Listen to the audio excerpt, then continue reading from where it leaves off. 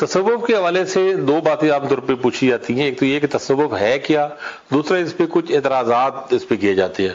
جہاں تک تصوف کا تعلق ہے، یہ ایک تربیت کا ایک طریقہ کار ہے، ایک ایسا سٹائل ہے جس میں تربیت کسی بھی آدمی کی، کسی فرد کی تربیت کی جاتی ہے، اس کے اندر تزکیہ نفس کرنے کے لیے، اس کے اندر جو خامیاں ہیں ان کو دور کرنے کے لیے، ایثار کی عادت ڈالنے کے لیے، صبر کی، تحمل پیدا کرنے کے لیے، خاص طور پہ عاجزی لانے کے لیے، میں کو کم کرنے کے لیے، غیبت، چغلی، اس طرح کے جو دوسری اخلاقی خامیاں ہیں، کمزوریاں ہیں، ان کو دور کرنے کے لیے ایسی تربیت جس کے نتیجے میں وہ شریعت کے راستے پر اچھے طریقے سے چل سکے. بیسیکلی یہ ایک تصوف ہے، یعنی یہ دین سے کوئی متوازی چیز نہیں ہے، اس سے ٹکراتا نہیں ہے. تصوف میں ایک طرح کی جسے ہم کہتے ہیں صلاحیتوں کو بڑھانا یا کیپیسٹی بلڈنگ جسے ہم کہتے ہیں، جس طرح کسی اچھے اسکول میں داخلے کے لیے بچوں کو بعض اوقات اس سے پہلے کسی اکیڈمی میں 2-3 ماہ 4 ماہ 6 ماہ کی ٹریننگ دلوائی جاتی ہے، تاکہ تربیت دلوائی جاتی ہے تاکہ وہ امتحان پاس کر سکے. یہ تصوف اس چیز کا نام ہے. اس میں احسان کی کیفیت پیدا کرنے سے مقصود ہے کہ آدمی اس طرح عبادت کرے اور اس طرح عام زندگی میں ایسے ہو جس طرح خدا اسے دیکھ رہا ہے یا وہ خدا کو دیکھ رہا ہے. یہ احسان کی کیفیت پیدا کرنے کا نام ہی تصوف ہے، اس سے زیادہ کچھ نہیں. یہ کوئی روحانیت کے پراسرار علوم سیکھنے کا نام نہیں ہے، اس میں کوئی کشف یا کوئی روحانی قوت طاقت حاصل کرنے کا یہ نام نہیں ہے. یہ اس کی بائی پروڈکٹس ہے. جب آدمی انسان اللہ کے راستے پہ چلتا ہے تو اس کے اندر اس کی باطنی صفائی ہوتی ہے، تزکیہ ہوتا ہے، اس کی روحانی، اس کی روح زیادہ لطیف ہوتی ہے.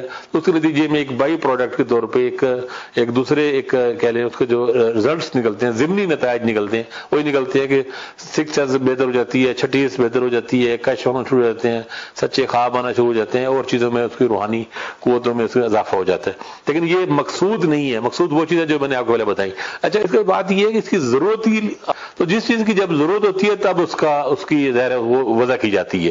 دوسرا اس میں یہ ہوتا کہا جاتا ہے کہ اس میں جاہل پیروں نے یا گدی نشینوں نے یا اپنے اس کے لیے کرتے ہیں. یہ بات ٹھیک ہے، یہ اس میں حقیقت ہے کہ اس میں خرابیاں بہت سی دارلے آئی ہیں، اور اس میں سب سے بڑی وجہ خود ارباب تصوف ہیں. ان کے اپنے لوگوں میں سے، بڑے بڑے بزرگوں کے، ان کی گدیاں، ان کے سلسلے، ان کی اولادوں میں سے لوگوں نے ایسے بہت سے اس کو ایکسپلائٹ کیا ہے اور ایک ایکسپلوریشن کا ایک ذریعہ بنا ہے.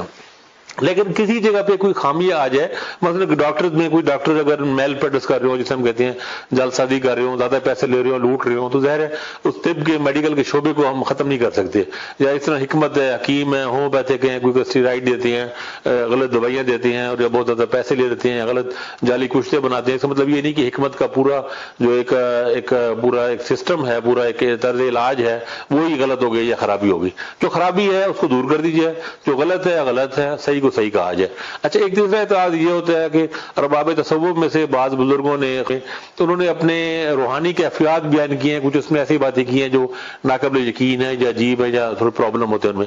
تو اس طریقے کا اس کا ہم یہ سمجھتے ہیں کہ تصوف کے جو انسٹیٹیوشن میں جو اس حصے کا جو سسٹم کا حصہ بنتے ہیں، جس پہ اس تربیتی نظام کا حصہ بنتے ہیں، وہ لوگوں میں وہ کسی اس میں کہیں یہ شرط نہیں ہے کہ آپ نے یا کسی اور بزرگ نے یا کسی اور صوفی نے یہ کہا ہے کہ میرے جو اپنے جو روحانی واقعات ہیں ان پہ آپ یقین لیا ہے. وہ جو تربیت کی جو بات کر رہے ہیں، جو چیز درست کہہ رہے ہیں وہ لے لیجئے، باقی ان کے اپنے ذاتی اپنے معاملات ہیں، ذاتی چیزیں ہیں، آپ ان کو چھوڑ دیں. تو یہ بھی میرے خیال میں کوئی ایسا اس میں مسئلہ نہیں ہے. اصل بات یہ ہے تصوف کے حوالے سے. اچھا، اس میں جو لوگ بھی یہ ہوتا ہے کہ اس میں اس چکر میں رہتے ہیں کہ کسی صاحب کشف کو ڈھونڈا جائے، کوئی بہت زیادہ کوئی غیر معمولی روحانی قوت رکھنے والا. بات یہ ہے کہ ہر وہ آدمی جو کسی کو اچھی تربیت کر سکے، سیرت پہ ہم نے شخصیت کو کاپی کرنا ہے، رول ماڈل تو وہی ہے. تو جو خوبیاں ہیں، جو اپنے جو منور ان کی جو جھلکیاں ہیں، وہ اپنے اندر کرنے، اپنے اندر لانے کی کوشش کرنی چاہیے. اس کے مظاہرے کوشش ہی کر سکتے ہیں اور کچھ حد تک ہی آ سکتی ہیں، لیکن جتنی ہی آ سکیں وہ کرنے کی کوشش کرنی چاہیے. اور جو بھی شخص اپنے شاگردوں کو، اپنے ساتھیوں کو اس طرف لے کے جاتا ہے، تربیتی وہ چیزوں کی تربیت کرتا ہے، تو وہ ٹھیک ہے، مطلب وہ معاملہ ٹھیک ہے اس میں. اچھا، اس میں یہ بھی نہیں ہے کہ آپ دنیا داری کو چھوڑیں اور دنیا داری یا بالکل چھوڑ دیں اور رہبانی طرف چلے جائیں. تصوف میں یہ بات نہیں ہے. تصوف کا یہ کوئی اس کا مقصود ہے ہی نہیں. مقصود اس کا یہ ہے کہ آپ نے دنیاوی تمام معاملات چلانے ہیں، مگر شریعت کی پابندی کرتے ہوئے چلانے ہیں.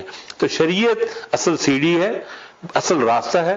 تصوف اس سے نیچے کا سٹیپ ہے جس پہ آپ قدم چڑھ کے اگر جس کو ضرورت ہو وہ اس کو ایک سٹیپ ایکسٹرا مل گیا, ایک قدم مل گیا, ایک سیڑھی ایک ایکسٹرا مل گئی, وہ اضافی مل گئی, اس پہ قدم رکھ کے وہ آ جائے اور وہ چلا جائے. جس کو نہیں ضرورت ہو کوئی ایشو نہیں ہے. یہ کوئی ضروری نہیں ہے کہ ہر بندہ تصوف کے اس سے گزرے, اس طریقہ کار سے گزرے. جس کو جو پہلے ہی جس کو ضرورت محسوس نہیں ہو رہی تو ٹھیک ہے. اب آپ جن کو اکیڈمی جانے کی ضرورت محسوس ہوتی ہے انہیں طلباء کو اکیڈمی بھیجا جاتا ہے نا. جن کو نہیں ضرورت ہے ان کو کوئی مسئلہ نہیں ہے.